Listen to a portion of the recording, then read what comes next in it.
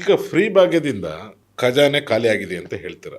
ಅಂದ್ರೆ ನೀವು ಬಿಜೆಪಿಲೆಲ್ಲ ಆರೋಪ ಮಾಡ್ತಾ ಇರೋದು, ಅಪೋಸಿಷನ್ ಅವರೆಲ್ಲ ಆರೋಪ ಮಾಡ್ತಾ ಇರೋದು. ನಮ್ಮಲ್ಲೂ ಕೊಟ್ಟಿದ್ದಾರಲ್ಲ, ಬೇರೆ ಸ್ಟೇಟಸ್ ಅಲ್ಲೆಲ್ಲ ಮೋದಿ ನಾನು ಅವರೇ ಬೇರೆ ರಾಜ್ಯದ ಬಗ್ಗೆ ಮಾತಾಡಲ್ಲ. ಹಿಮಾಚಲ್ ಪ್ರದೇಶ್ ಕೊಟ್ರು, ದಿವಾಳಿ ಎತ್ ಕೂತಿದೆ. ಪಂಜಾಬ್ ಅಲ್ಲಿ ಕೊಟ್ರು, ದಿವಾಳಿ ಎತ್ ಕೂತಿದೆ. ಕರ್ನಾಟಕದಲ್ಲಿ ಕೊಟ್ರು, ಕರ್ನಾಟಕದಲ್ಲಿ ದಿವಾಳಿ. ಎಲ್ಲಿ 3 ರಾಜ್ಯದಲ್ಲಿ ಇವರು ಭಾಗ್ಯಗಳನ್ನ ಗವರ್ಮೆಂಟ್ ಹಾಸ್ಪಿಟಲ್ಗಳು ಚೆನ್ನಾಗೇ ಇರ್ತವೆ. ನಾವ್ ಹೇಳೋದು ಹೋಬ್ಳಿಗೆ ಒಂದು 50 ಬೆಡ್ ಹಾಸ್ಪಿಟಲ್ ಮಾಡಬೇಕು. ಈ ಭಾಗ್ಯಗಳಿಗೆ ಏನ್ ಹಣ ಸ್ಪೆಂಡ್ ಮಾಡುತ್ತೆ.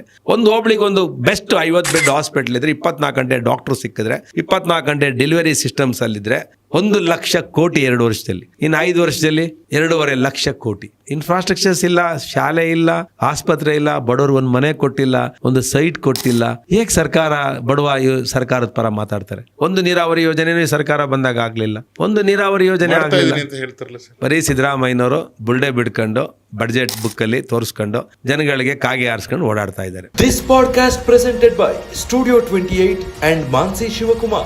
ಈಗ ಫ್ರೀ ಭಾಗ್ಯದಿಂದ ಖಜಾನೆ ಖಾಲಿ ಆಗಿದೆ ಅಂತ ಹೇಳ್ತೀರಾ.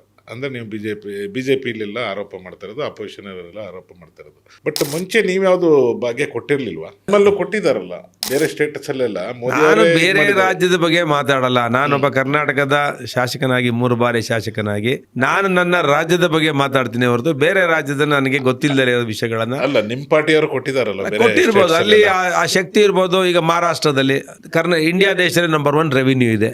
ರೆವಿನ್ಯೂ ತಡ್ಕೊಳ್ಳುವಂತ ಶಕ್ತಿ ಇದ್ದಾಗ ರಾಜ್ಯಗಳು ಕೊಡ್ತಾರೆ. ಈಗ ಕಾಂಗ್ರೆಸ್ನವರು ಹಿಮಾಚಲ್ ಪ್ರದೇಶ್ ಕೊಟ್ರು, ದಿವಾಳಿ ಎತ್ ಕೂತಿದೆ. ಪಂಜಾಬ್ ಅಲ್ಲಿ ಕೊಟ್ರು, ದಿವಾಳಿ ಎತ್ ಕೂತಿದೆ. ಕರ್ನಾಟಕದಲ್ಲಿ ಕೊಟ್ರು, ಕರ್ನಾಟಕದಲ್ಲಿ ದಿವಾಳಿ. ಎಲ್ಲಿ 3 ರಾಜ್ಯದಲ್ಲಿ ಇವರು ಭಾಗ್ಯಗಳನ್ನ ಒಂದು ಪಂಜಾಬ್ ಅಲ್ಲಿ ಬಂದು ಆಮ್ ಆದ್ಮಿ ಪಾರ್ಟಿ ಅವರು ಭಾಗ್ಯಗಳು ಕೊಟ್ಟು ದಿವಾಳಿ ಆಗಿದ್ದಾರೆ. ನೆಕ್ಸ್ಟ್ ಹಿಮಾಚಲ್ ಬಂದು ಕಾಂಗ್ರೆಸ್ ಪಾರ್ಟಿ, ಅಲ್ಲೂ ದಿವಾಳಿ ಆಗಿದೆ. ಇಲ್ಲೂ ಕೂಡ ಕರ್ನಾಟಕದಲ್ಲಿ ದಿವಾಳಿ ಆಗಿದೆ. ಓಕೆ, ಯಾವುದೇ ಸರ್ಕಾರ ಏನೇ ಭಾಗ್ಯಗಳು ಕೊಡ್ಲಿ, ಯಾವ ತರ ಭಾಗ್ಯಗಳು ಇರ್ಬೇಕದು? ನಿಮ್ಮ ಎಲೆಕ್ಷನ್ ವೋಟ್ ಹಾಕೋದಕ್ಕೆ ಮಾತ್ರ ಅಲ್ಲ, ಬೇರೆ ಒಬ್ಬ ಮನುಷ್ಯನಿಗೆ ನಿಜವಾಗ್ಲೂ ಯಾವ ತರ ಭಾಗ್ಯಗಳು ಕೊಟ್ರೆ, ಅಂದ್ರೆ ಯಾವ ತರ ಹೆಲ್ಪ್ ಮಾಡಿದ್ರೆ ಗವರ್ನಮೆಂಟ್ ಕಡೆಯಿಂದ ಒಳ್ಳೇದು ಅಂತ ಹೇಳ್ತೀರಾ ನೀವು?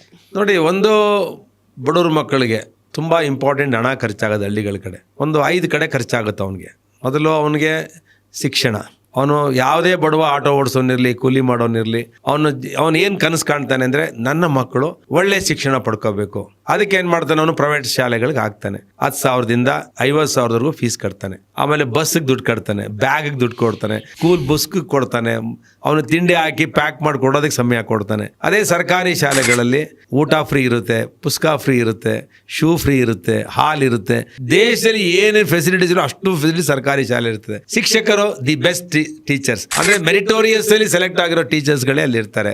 ಆದರೆ ಅಲ್ಲಿ ಮೂಲಭೂತ ಸೌಕರ್ಯಗಳು ಇರಲ್ಲ, ಬಿಲ್ಡಿಂಗ್ ಇರಲ್ಲ, ಆಮೇಲೆ ಮಾನಿಟರ್ ಸರಿಯಾಗಿ ಮಾಡಲ್ಲ. ಅದಕ್ಕೆ ಈಗ ಸಿದ್ದರಾಮಯ್ಯನವರು ಈ ಸಲ SSLC ರಿಸಲ್ಟ್ ಕಡಿಮೆ ಆದ್ಮೇಲೆ ಸಾಕಷ್ಟು ಒಂದು ರಿಫಾರ್ಮ್ಸ್ ಮಾಡಿ DDPIನ ಹೊಣೆಗಾರನ್ನು ಮಾಡಿದ್ದಾರೆ. ಅದರಿಂದ ನಾವ್ ಹೇಳೋದು, ಒಂದು ಬಡವರನ್ನ ಮೊದಲನೇದಾಗಿ ಫಸ್ಟ್ ಪ್ರಿಯಾರಿಟಿ ಶಿಕ್ಷಣ ಕೊಡಬೇಕು. ಒಳ್ಳೆ ಗವರ್ಮೆಂಟ್ ಶಾಲೆಗಳನ್ನ ಅಪ್ಗ್ರೇಡೇಷನ್ ಮಾಡಿ, ಕಾನ್ವೆಂಟ್ಗೆ ಕಾಂಪಿಟೇಷನ್ ಅಂತ ಅಲ್ಲ, ಅದಕ್ಕಿಂತ ಹೆಚ್ಚಿನ ಒಂದು ಲೆವೆಲ್ಗೆ ಆ ಶಿಕ್ಷಣ ಪಂಚಾಯತಿಗೆ ಒಂದು ಮಾಡಬೇಕು. ಆ ಪಂಚಾಯತಿಗೆ ಒಂದು ಮಾಡಿದಾಗ ಬಡವ್ರ ಮಕ್ಕಳಿಗೆ ಅವ್ರಿಗೆ ಹಣ ಖರ್ಚು ಮಾಡೋದು ವರ್ಷಕ್ಕೆ ಒಂದು 50,000ರಿಂದ 70,000 ರೂಪಾಯಿ ಉಳಿಯುತ್ತೆ. ನೆಕ್ಸ್ಟ್ ಬಡವ್ರ ಮಕ್ಕಳು, ಬಡವ್ರ ಹೆಣ್ಮಕ್ಳು ಡೆಲಿವರಿಗೆ ಹೋದಾಗ 1ರಿಂದ 1.5 ಲಕ್ಷ ಕಿತ್ಬಿಡ್ತಾರೆ. ಆಸ್ಪತ್ರೆಗಳು ಚಿಕ್ಕ ಕಾಯಿಲೆ ಬಂದ್ರೆ ಚಿಕ್ಕ ಹಾಸ್ಪಿಟ್ಲ್ಗಳಲ್ಲಿ 50,000 1 ಲಕ್ಷ ಹೊಡೆದು ಬಿಡ್ತಾರೆ. ಗವರ್ಮೆಂಟ್ ಹಾಸ್ಪಿಟ್ಲ್ಗಳು ಚೆನ್ನಾಗೇ ಇರ್ತವೆ. ನಾವ್ ಹೇಳೋದು ಹೋಬ್ಳಿಗೆ ಒಂದು 50 ಬೆಡ್ ಹಾಸ್ಪಿಟ್ಲ್ ಮಾಡಬೇಕು. ಈ ಭಾಗ್ಯಗಳಿಗೆ ಏನ್ ಹಣ ಸ್ಪೆಂಡ್ ಮಾಡುತ್ತೆ. ಒಂದು ಹೋಬ್ಳಿಗೆ ಒಂದು ಬೆಸ್ಟ್ 50 ಬೆಡ್ ಹಾಸ್ಪಿಟ್ಲ್ ಇದ್ರೆ 24 ಗಂಟೆ ಡಾಕ್ಟರ್ ಸಿಕ್ಕಿದ್ರೆ, 24 ಗಂಟೆ ಡೆಲಿವರಿ ಸಿಸ್ಟಮ್ಸ್ ಅಲ್ಲಿದ್ರೆ, ಅಲ್ಲಿರುವಂತ ಬಡವನಿಗೆ ಯಾವ್ದಾರ ಚಿಕ್ಕ ರೋಗಗಳು, ಕಾಲ್ ಮುರಿದೋಯ್ತು, ಎಲ್ಲ ಒಂದು 2 ವೀಲರ್ ಹೋಗ್ತಿದ್ದಾನೆ, ಕಾಲ್ ಮುರಿದೋಗುತ್ತೆ. ಸರ್ಕಾರಿ ಆಸ್ಪತ್ರೆಯಲ್ಲಿ ಹೋದ್ರೆ ಅವ್ನಿಗೆ 1,000 ರೂಪಾಯಿ ಆಗೋಗುತ್ತೆ. ನಾನು ಒಂದು ಚಿಕ್ಕ ಉದಾಹರಣೆ ಹೇಳ್ತೀನಿ. ನನ್ನ ಫ್ರೆಂಡ್ ಒಬ್ಬ ರೈತ ಇದ್ದ, ಅವನು ಸಂಕಾಪುರದವನು. ಇಲ್ಲಿ ನಮ್ಮ ತುಮಕೂರು ಪಕ್ಕ ಒಂದು ಪಾಲ್ಸಂದ್ರ ಪಂಚಾಯತ್ ಸಂಕಾಪುರ. ಅವನಿಗೊಂದು ಕಿಡ್ನಿ ಪ್ರಾಬ್ಲಮ್ ಆಗೋಯ್ತು. ಅವನಿಗೆ 2 ಕಿಡ್ನಿನೂ ಫೇಲ್ಯೂರ್ ಆಯಿತು. ಡಯಾಲಿಸಿಸ್ ಮಾಡ್ತಿದ್ದ. ಅವನು ವಿಕ್ಟೋರಿಯಾದಲ್ಲಿ ಒಂದು ರಿಜಿಸ್ಟ್ರೇಷನ್ ಇದೆ, ರಿಪ್ಲೇಸ್ಮೆಂಟ್ ಆಫ್ ದಿ ಕಿಡ್ನಿ. ಅಲ್ಲಿ ಅವನು ರಿಜಿಸ್ಟ್ರೇಷನ್ ಮಾಡ್ದ. ಮೊನ್ನೆ 3 ಇಯರ್ಸ್ ಆದ್ಮೇಲೆ ಅವನ ಸೀನಿಯಾರಿಟಿ ಬಂತು. ಅವನಿಗೆ ಕಿಡ್ನಿ ರೀಪ್ಲೇಸ್ಮೆಂಟ್ ಮಾಡಿದ್ರು. ಅವನು 60 ವರ್ಷನೂ ತುಂಬಿತ್ತು. ಅವನಿಗೆ 1 ರೂಪಾಯಿ ತಗೊಳ್ಳಿಲ್ಲ ಅಲ್ಲಿರೋ ಡಾಕ್ಟರ್ಗಳು. ನಾಟ್ ಇವನ್ 1 ರೂಪಾಯಿ. ಅವ್ನು ಹೇಳ್ದ 1 ರೂಪಾಯಿನೂ ಖರ್ಚಲ್ಲ. ಈಗ ಅದು ಟ್ರಾನ್ಸ್ಪ್ಲಾಂಟ್ ಆದ್ಮೇಲೆ ತುಂಬಾ ಆಕ್ಟಿವ್ ಆಗಿಬಿಟ್ಟಿದ್ದಾನೆ. ತುಂಬಾ ಅವನು ಒಂದು ಮಾತು ಹೇಳ್ದ, ಸರ್ಕಾರ ಈ ಸಿಸ್ಟಮ್ ಬಿಡಬೇಕು ದೇಶದಲ್ಲಿ ಅಂತ ಹೇಳ್ದ. ಅಂದ್ರೆ 1 ರೂಪಾಯಿ ಖರ್ಚು ಮಾಡಿದ್ರೆ ಕಿಡ್ನಿ ಟ್ರಾನ್ಸ್ಪ್ಲಾಂಟ್ ಆಗಿ ಈಗ ಅವನು ತುಂಬಾ ಆರೋಗ್ಯವಾಗಿ ಒಂದು 3 ತಿಂಗಳ ಹಿಂದೆ ನಡೆದಿರುವಂತ ಘಟನೆ ಇದು. ನಾನು ಡಾಕ್ಟರ್ನು ಭೇಟಿ ಮಾಡಿದೆ, ಹಾಸ್ಪಿಟ್ಲಿಗೆ ಹೋಗಿ ಆ ಪೇಷಂಟ್ನು ಭೇಟಿ ಮಾಡಿದೆ. ಅವ್ರು ಹೇಳಿದಂತ ಮಾತು ನನಗೆ ನಿಜವಾಗಲೂ ಕೂಡ ಬಡವರ ಪರ ಹೇಗಿರಬೇಕು ಸರ್ಕಾರ ಅನ್ನೋದಕ್ಕೆ ಇಲ್ಲಿ ಕಿಡ್ನಿ ಟ್ರಾನ್ಸ್ಪ್ಲಾಂಟ್ ಹಾಸ್ಪಿಟ್ಲು ನಮ್ಮ ವಿಕ್ಟೋರಿಯಾ ಹಾಸ್ಪಿಟ್ಲ್ ಅಲ್ಲಿ ಇದೆಯಲ್ಲ, ಆ ರೀತಿಯಲ್ಲಿ ಕೆಲಸ ಮಾಡಿದಾಗ ಮಾತ್ರ ಅದು ಯಶಸ್ವಿ ಆದಿ ಕಡೆ ಹೋಗುತ್ತೆ. ಇನ್ನು ಮುಖ್ಯವಾಗಿ ಇದಾಯ್ತು, ಒಂದು ಈಗ ರೇಷನ್ ಕೊಡೋದು ಇದೆಲ್ಲ ಇದೆ, ಇಸ್ ವೆರಿ ಗುಡ್. ಇನ್ನ ಮುಖ್ಯವಾಗಿ ಒಂದು ಮನೆ ಕಟ್ಸ್ಕೊಡ್ಬೇಕು. ಬಡವನಿಗೆ ಒಂದು ಸೈಟ್ ಇರಲ್ಲ, ಒಂದು ಮನೆ ಇರಲ್ಲ, ಅದಕ್ಕೆ ಆದ್ಯತೆ ಕೊಡಬೇಕು. ಅವನಿಗೆ ಬಡವಗೆ ತುಳಿತಕ್ಕೊಳಗಾಗಿರೋನ್ ಯಾವಾಗ ಮೇಲೆ ಬರ್ತಾನೆ, ಒಂದು ಒಳ್ಳೆ ಶಿಕ್ಷಣ ಪಡ್ಕೊಂಡು ಅವನ ಕಾಲ್ ಮೇಲೆ ನಿಂತ್ಕೊಳ್ಳೋಕೆ ಯಾವಾಗ ಸಾಧ್ಯ ಅಂದ್ರೆ ಅವನಿಗೆ 1 to PUC ಚೆನ್ನಾಗಿರ್ಬೇಕು. PUC ಆದ್ಮೇಲೆ ಅವನು ಇಂಜಿನಿಯರಿಂಗ್ ಮಾಡ್ತಾನ, MBBS ಮಾಡ್ತಾನ, ಆ ಮಟ್ಟಕ್ಕೆ ಒಂದು ಶಿಕ್ಷಣದ ಪದ್ಧತಿ ಇದ್ದಾಗ ಅವನು ಬಡವ. ಇವತ್ತು 90 ಭಾಗ ದೇಶದಲ್ಲಿ ಇರೋರೆಲ್ಲರೂ 90 ಭಾಗ ಬಡವರು, ಇನ್ನು 10 ಭಾಗ ಮಾತ್ರ ಶ್ರೀಮಂತರು. ಇದು ಇಂಡಿಯಾ ದೇಶದ ವೆಲ್ತ್ ತೆಗೆದ್ರೆ ಎಷ್ಟು ಜನದ ಹತ್ರಪ್ಪ ಇದೆಯಾ ಅಂದ್ರೆ, ಪ್ರಜಾವಾಣಿಯಲ್ಲಿ ಒಂದು ಎಡಿಟೋರಿಯಲ್ ಬರೆದಿದ್ರು. ಆ ಎಡಿಟೋರಿಯಲ್ ಹೇಳಿದಂದ್ರೆ ಕೇವಲ 60 ಜನರ ಹತ್ರ ಭಾರತ ದೇಶದ ಸಂಪತ್ತು, ಕ್ರೀಮ್ ಆಫ್ ದ ಇಂಡಿಯಾ ದೇಶ ಸಂಪತ್ತು 70% ಜನ ಕೇವಲ 60 ಜನದಲ್ಲಿದೆ ಅಂತ ಹೇಳಿದ್ದಾರೆ. ಇನ್ನಿದ್ದವರೆಲ್ಲ ಈ ದೇಶದಲ್ಲಿ ಬಡವರೇನೆ. 95% ಜನ ಬಡವರಿದ್ದಾರೆ. ಆ ಬಡವರ ಪರ ಯೋಜನೆಗಳಾಗಬೇಕೇ ಹೊರತು ಯಾವುದೋ ದುಡ್ಡನ್ನ ತಗೊಂಡೋಗ್ಬಿಟ್ಟು ನೀವು 1 ಲಕ್ಷ ಕೋಟಿ ಇವತ್ತು ಕೊಟ್ಬಿಟ್ಟಿದ್ದೀರ. 2 ವರ್ಷದಲ್ಲಿ 1 ಲಕ್ಷ ಕೋಟಿ ಅಂದರೆ ಉಚ್ಚಿ ಮೊದಲು ಉಂಡವನೇ ಜಾಣ ಅಂದಂಗೆ ಆ 1 ಲಕ್ಷ ಕೋಟಿ ಎಲ್ಲೋಯ್ತು ಅಂತ ಗೊತ್ತಿಲ್ಲ. 1 ಲಕ್ಷ ಕೋಟಿ 2 ವರ್ಷದಲ್ಲಿ. ಇನ್ನು 5 ವರ್ಷದಲ್ಲಿ 2.5 ಲಕ್ಷ ಕೋಟಿ. ಇನ್ಫ್ರಾಸ್ಟ್ರಕ್ಚರ್ಸ್ ಇಲ್ಲ, ಶಾಲೆ ಇಲ್ಲ, ಆಸ್ಪತ್ರೆ ಇಲ್ಲ, ಬಡವರು ಒಂದು ಮನೆ ಕೊಟ್ಟಿಲ್ಲ, ಒಂದು ಸೈಟ್ ಕೊಟ್ಟಿಲ್ಲ. ಹೇಗೆ ಸರ್ಕಾರದ ಪರ ಮಾತಾಡ್ತಾರೆ? ಸೊ ನಿಮ್ಮ ಪ್ರಕಾರ 3 ಭಾಗ್ಯ ಕೊಟ್ರೆ ಒಳ್ಳೇದು ಅಂದ್ರೆ ಏನೇ ಗವರ್ನಮೆಂಟ್ ಇಂಪ್ಲಿಮೆಂಟ್ ಮಾಡ್ಕೊಂಡ್ರೆ, ಒಂದು ಫುಡ್, ಇನ್ನೊಂದು ಎಜುಕೇಶನ್, ಇನ್ನೊಂದು ಹೆಲ್ತ್. ಈಗ ಜಾಸ್ತಿ ಖರ್ಚಾಗ್ತಾ ಇರೋದೇ ಫುಡ್ಗಲ್ಲ. ಈಗ ನೀವು ನೋಡಿರ್ತೀರಾ, ನಾವು ನೋಡಿರ್ತೀವಿ, ಫುಡ್ಗಲ್ಲ, ಕರೆಂಟ್ಗೆ ಜಾಸ್ತಿ ಹೋಗ್ತಿದೆ. ಮೇಜರ್ ಮನಿ ಫಸ್ಟ್ ಹೋಗ್ತಾ ಇರೋದು ಒಂದು ಹೆಣ್ಮಕ್ಳಿಗೆ 2,000 ರೂಪಾಯಿ ಕೊಡೋದು, ಅದು ಮೇಜರ್ ಆಗಿ ಹೋಗ್ತದೆ. ವರ್ಷಕ್ಕೆ ತಿಂಗಳಿಗೆ 2,000 ಕೋಟಿನೋ 2,500 ಕೋಟಿನೋ ಅದಕ್ಕೆ ಹೋಗ್ತಾ ಇದೆ ಮೇಜರ್ ಆಗಿ. ಅದೇ ಒಂದು 25,000 ಕೋಟಿ ಬರ್ತದೆ. 2 ಇಂಟು ಒಂದು ತಿಂಗಳಿಗೆ 2 ಅಂತ ಅಂದ್ರೆ 12 ತಿಂಗಳಿಗೆ 24,000 ಕೋಟಿ ಹೋಯ್ತಲ್ಲಿ. ಹೌದು. ಇನ್ನು ರೇಷನ್ಗೆ 5 kg ಅಕ್ಕಿ 1,500 ಎಷ್ಟೋ ಕೋಟಿ ಹೋಗ್ತಾ ಇದೆ ಟೋಟಲ್. ಅವ್ರಿಗೆ ಜಾಸ್ತಿ ಹೋಗ್ತಾ ಇರೋದು ಕರೆಂಟ್ ಬಿಲ್ಲು, KSRTC ಬಸ್ಸು, ಅದು ಕೂಡ ಎಷ್ಟೋ ಲಕ್ಷ ಜನ. KSRTCಗೆ ಇನ್ನೊಂದು ಮಾಡ್ಬೋದು ಅನ್ಸುತ್ತೆ. ನನ್ನ ಅನಿಸಿಕೆ, ಮೋಸ್ಟ್ಲಿ ಬಹುಶಃ ನಿಮ್ದು ಅದೇ ತರ ಅನಿಸಿಕೆ ಇರುತ್ತೆ. ಅಂದ್ರೆ ರಿಕ್ವೈರ್ಮೆಂಟ್ ಯಾರಿದ್ದಾರೆ, ಯಾರು ತೀರಾ ಕಡುಬಡತನ ಇರುತ್ತೆ, ಅವ್ರಿಗೆ ಕೊಡ್ಬೋದಾಗಿತ್ತು. ಇವಾಗ ಎಲ್ಲಾರು ಬಸ್ ಹತ್ತು ಹೋಗ್ತಾ ಇದಾರೆ.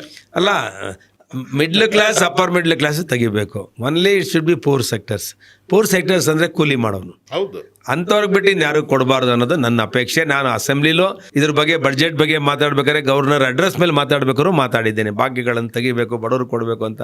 ಜಾರ್ಜ್ ಮಧ್ಯ ಇಂಟರ್ಫಿಯರೆನ್ಸ್ ಆದ್ರು. ಸ್ಪೀಕರ್ ಹಂಗಾರೆ ಭಾಗ್ಯ ಕೊಡ್ಲೇಬಾರ್ದು ಅಂತ. ನಾನು ಕನ್ಫ್ಯೂಸ್ ಮಾಡಬೇಡಿ, ಭಾಗ್ಯ ಕೊಡಬೇಕು ಬಡವರಿಗೆ, ಶ್ರೀಮಂತರಿಗೆ. ಕ್ಲಿಯರ್ ಆಗಿ ಹೇಳಿದ್ದೀನಿ ನಾನು. ಈಗ 2,000 ರೂಪಾಯಿ ದುಡ್ಡಾಗ್ಲಿ, ಯಾರು ಇಲ್ಲದೇ ಇದ್ದಾರೆ ಕೊಡ್ಲಿ, ಖಂಡಿತ. ಓಕೆ, ಈಗ ವಿಧವೆಯರು ಇರ್ತಾರೆ, ಆ ಥರದವ್ರು ಕೊಟ್ಟರೆ ಅದು ತುಂಬಾ ಉಪಯೋಗ ಆಗುತ್ತೆ.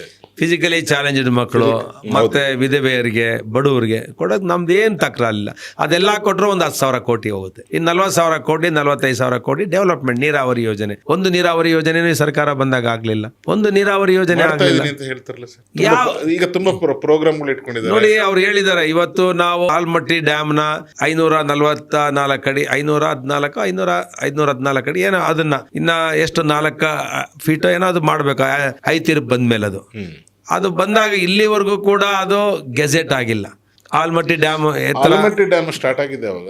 ಲಾಲ್ ಬಹದ್ದೂರ್ ಶಾಸ್ತ್ರಿನ ನೆಹರೂನ ಲಾಲ್ ಬಹದ್ದೂರ್ ಶಾಸ್ತ್ರಿ ಕಾಲದಲ್ಲಿ ಏನೋ ಶಂಕುಸ್ಥಾಪನೆ ಆಗುತ್ತೆ. ಡ್ಯಾಮ್ ಕಂಪ್ಲೀಟ್ ಆಗಿದೆ, ಗೇಟು ಆಗಿದೆ. ಸ್ವಲ್ಪ ತಕರಾರಾದ್ಮೇಲೆ ಗೇಟ್ ಕಟ್ ಮಾಡಿದ್ದಾರೆ. ಮುಳುಗಡೆ ಅವ್ರು ನೀರು ಕೊಟ್ಟಿಲ್ಲ. Very simple. ಕರ್ನಾಟಕ ಎಷ್ಟು ರಾಜಕೀಯವಾಗಿ ಇಚ್ಛಾಶಕ್ತಿ ಇಲ್ಲ ಅನ್ನೋದಕ್ಕೆ ಕೇಂದ್ರ ಸರ್ಕಾರ ಅಪ್ರೂವಲ್ ಮಾಡಿ ಗೆಜೆಟ್ ಒಂದು ನೋಟಿಫೈ ಆಗ್ಬೇಕು. ಅದಕ್ಕೆ ಈಗ ಮಹಾರಾಷ್ಟ್ರದವ್ರು ತಕರಾರು ತೆಗಿತಿದ್ದಾರೆ ಅಂತಾರೆ, ಪಕ್ಕದ ರಾಜ್ಯಗಳು ತಕರಾರು. ಅಲ್ಲ, ಏನಂದ್ರೆ ಇದಕ್ಕೆ ರಾಜಕೀಯ ಪೊಲಿಟಿಕಲ್ ಪವರ್ ಏನಂದ್ರೆ ಇಚ್ಛಾಶಕ್ತಿ. ಅದು ನಮ್ಮ ರಾಜ್ಯಕ್ಕೆ ಏನು ಅನ್ಯಾಯ ಆಗ್ತಿದೆ ಅನ್ನೋ ಸರಿ ಮಾಡುವಂತ ಇಚ್ಛಾಶಕ್ತಿ ಮುಖ್ಯಮಂತ್ರಿಗಳಿಗೆ, ಸಂಸದರಿಗೆ ಇರಬೇಕು. ಆದ್ರೆ ಎಲ್ಲೋ ಒಂದು ಕಡೆ ಆಲ್ಮಟ್ಟಿ ವಿಷಯ ಬಂದಾಗ ಇವತ್ತು ರಾಜ್ಯ ಸರ್ಕಾರ ಹೇಳಿದೆ ಬಡ್ಜೆಟ್ ಅಲ್ಲಿ 1 ಲಕ್ಷ ಕೋಟಿ ಅದಕ್ಕೆ ಇಡ್ತೀವಿ ಅಂತ. ನೀರಾವರಿಗೆ ಇಟ್ಟಿರೋದೆಷ್ಟು? ಬರೀ 21,000 ಕೋಟಿ. ಇದು ಆಲ್ಮಟ್ಟಿದ ನಾವು ಈ ಸಲ ಮುಳುಗಡೆಯವರಿಗೆ 50,000 ಕೋಟಿ, 1 ಲಕ್ಷ ಕೋಟಿ ಬೇಕದು. ಅಷ್ಟು ಹಣ ಕೊಟ್ಟು ನಾವು ಈ ಸಲ ಮಾಡ್ತೀವಿ. ಬರೀ ಸಿದ್ದರಾಮಯ್ಯನವರು ಬುಲ್ಡೆ ಬಿಡ್ಕೊಂಡು ಬಡ್ಜೆಟ್ ಬುಕ್ಕಲ್ಲಿ ತೋರಿಸ್ಕೊಂಡು ಜನಗಳಿಗೆ ಕಾಗೆ ಆರಿಸ್ಕೊಂಡು ಓಡಾಡ್ತಾ ಇದ್ದಾರೆ ಮುಖ್ಯಮಂತ್ರಿಗಳು, ಅಷ್ಟಂತೂ ಹೇಳ್ಬಲ್ಲೆ. This podcast presented by Studio 28 and Mansi Shivakumar.